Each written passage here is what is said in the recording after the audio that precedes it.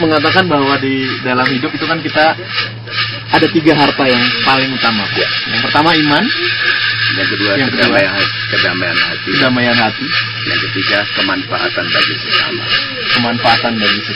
Indah sekali kan kalau kita beriman, hatinya damai, hidupnya sangat bermanfaat bagi sesama. Kalau dalam menuju itu Pak, tentunya kita ada banyak sekali halangan-halangan yang harus kita hadapi, hambatan-hambatan. Apa yang pertama biasanya Pak? Hambatan pertama selalu pada manusia adalah dugaan buruk terhadap kita, dirinya sendiri, terhadap lingkungan, terhadap Tuhan. Jadi mana bisa aku cuma anak siapa, aku nggak sekolah, ke dirinya sendiri. Ya, orang mana mau bantu, hanya orang beruang yang bisa, hanya orang berkuasa. Kalau enggak ada koneksi mana bisa. Satu lagi Tuhan, kenapa aku diciptakan begini? Kenapa kok orang tua aku miskin? Kenapa? Hambatan-hambatan seperti itu, lalu bagaimana cara untuk melewatinya? Karena kan semua orang pasti pernah Pak merasakan hal seperti itu, kekecewaan. Semakin penting masa depan seseorang, semakin besar hambatan itu. Semakin buruk dugaannya kepada dirinya sendiri, semakin buruk dugaannya ke orang lain, ke Tuhan. Berarti untuk pribadi yang sekarang ini sedang masa tidak tenang, dia itu penting untuk di masa depan. Oh iya, dan wajar. Wajar bahwa dia merasa begitu. Maka diperintahkan jangan suudzon, jangan berprasangka buruk. Tuhanmu itu hanya sebaik prasangkamu. Kalau kamu berprasangka buruk kepada Tuhan, ya Tuhan akan berperilaku seperti buruk kepadamu. Untuk bisa berprasangka baik selalu, kan kita bukan cuma kepada Tuhan Pak, kepada sesama juga. Diupayakan. Jadi sebetulnya itu intinya, itu filosofis sekali, penting sekali. Begitu orang berniat mengubah dugaan buruknya menjadi dugaan baik, keikhlasan untuk berharapan baik, dia sudah mulai mengubah nasibnya. Jadi nggak tahu apa yang sudah dikatakan orang lain selama beberapa abad ini, tetapi langkah pertama mengubah nasib adalah memperbaiki dugaan. Itu langkah pertama, memperbaiki nasib terhadap diri sendiri, terhadap lingkungan sesama, istri, anak, kepada Tuhan. Seperti attitude-nya kita berubah gitu Pak ya. Begitu dugaannya baik, pandangannya baik. Seperti ya, setiap potongan batu ini sama. Hanya kita melihatnya dari sudut pandang yang indah. Sekarang ini Mas, kalau saya marah karena hutang, ditagih, panggil KPK, itu nggak kelihatan cantik Mas. Walaupun gimana pun kita berada, betul. Pemandangannya sama. Nih, saya ambil nih komposisinya di sini. Dengan hati saya yang sedang galau, marah, nggak kelihatan. Lihat tuh, betapa cepatnya kehidupan ini berubah. Hanya dengan mengubah sudut pandang. Sudut pandang mencurigai kehidupan, suudon, langsung berubah. Begitu kita bilang, iya ya, di balik kesulitan itu selalu ada kemudahan. Datangnya bersama-sama. Hanya kita terlatih melihat kesulitan toh, sehingga kemudahan yang datang bersama, kesulitan nggak kelihatan. Itu sebabnya mengapa kita berdoa lebih banyak dalam kesedihan daripada dalam kegembiraan. Iya. Jadi di tahun yang baru ini perbaiki dugaan. Tapi ada juga orang yang mengatakan bahwa mereka tetap punya pikiran yang negatif, yang jelek, supaya hati-hati gitu Pak, supaya nggak terlalu. Betul Mas Irfan. Rasa takut itu rahmat, supaya kita berhati-hati. Rasa khawatir itu rahmat, supaya kita menyegerakan tindakan.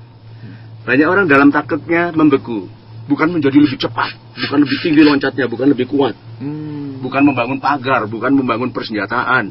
Dalam rasa takutnya mengecil, mengkerut, menyalahkan semua orang, marah, nyakar semua orang. Gak setuju dicakar, itu kan Pak, seberapa dicakar. Itu orang ketakutan, yang berperilaku buruk. Ketakutan yang positif, latihan bela diri. Atau tembok China di sini, di China ini. Benteng China ini, tembok China ini rasa takut.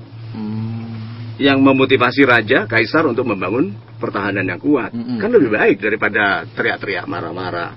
Jangan begitu dong, mana rasa hormat itu dibangun, bukan diminta. Hormati saya dong. Itu orang kecil, orang lemah, rasa hormat itu dibangun. Jadi kalau perlu bilang, kalau orang tidak hormat, itu saja. Berarti kita yang harus menunjukkan. Itu sebabnya kita harus kuat. Misalnya gini, you sentuh saya, you menyesal. Oh. Kan harus gitu. Ya, ya, ya. Orang penakut itu ngancam, pemberani langsung pukul. Makanya nggak macam. Iya, lucu dong. Oh, iya, iya. You pegang kok, gini dia diam, dipegang apa? Dia pemberani. Oh, ini yang bener nih. Iya tuh. Besok-besok nggak ada yang berani coba-coba lagi. Lihat, itu yang kita bicarakan apa? Sudut pandang. Iya. Jadi orang itu kalau membawa hidupnya dari tahun lama, yang pasif, yang banyak janji, kurang tindakan. Masuk ke tahun baru sebagai emas yang diubah bentuknya untuk menjadi cangkang bagi berlian baru. Ya sudut pandangnya diubah dulu. Iya, iya, iya. Sudut pandangnya diubah dulu. Iya. Kita sudah hampir sampai. Nanti kita lanjutkan lagi. Dari Bao Feng Lek. Ini adalah puisi tentang Bao Feng Lek, Pak Mario. Tentang keindahan Bao Feng Lek. Sungguh indah danau ini. Seperti lukisan begitu tadi katanya Pak ya. Yeah. Seperti lukisan, dan Bao Feng itu kan bisa diartikan Bao itu treasure, harta. Feng itu peak, puncak. Jadi kita berada di Puncaknya harta. Puncaknya harta. Pak Mario bisa melihat filosofi di balik ini, Pak. Sebetulnya danau ini tidak di paling bawah loh Mas Ilbram. Kita masih bisa turun lagi dan melihat lagi endapan air di bawah. Iya. Jadi yang disebut puncak itu relatif bagi setiap orang. Itu ada orang yang Itu bunyi boatnya sudah siap untuk jalan. yang disebut puncak bagi setiap orang itu relatif. Jadi puncak bagi satu orang itu bisa dasar bagi orang lain, seperti dalam harta. Sampah bagi orang lain, harta bagi orang lain. Oh iya. Bagaimana orang mengumpulkan sampah yang dibuang oleh orang yang tidak membutuhkan dan menemukan sampah itu dengan kesyukuran, Iya. Iya. gitu, untuk kemudian memprosesnya menjadi harta berikutnya yang sebagian dari sampahnya dibuang dan di scavenge, diambil oleh orang lain dan disyukuri sebagai harta. Ya, bicara mengenai harta sendiri kan orang juga punya taste yang beda-beda, selera yang beda-beda terhadap sebuah harta, Pak Mario. Nah, bagaimana kita bisa mendapatkan harta yang terbaik untuk hidup kita? Oke, kita ulangi lagi ya, bahwa harta yang pertama, kekayaan yang pertama adalah iman. Yang kedua adalah kedamaian hati. Dan ketiga adalah kemanfaatan bagi sesama. Ya. Nah, orang yang mengatakan gini, Mas Ilbram setuju nggak? Saya tidak ingin kaya, karena orang-orang bilang gitu. Karena kekayaan itu bukan hanya uang. Sudah pernah dengar itu, toh? Iya.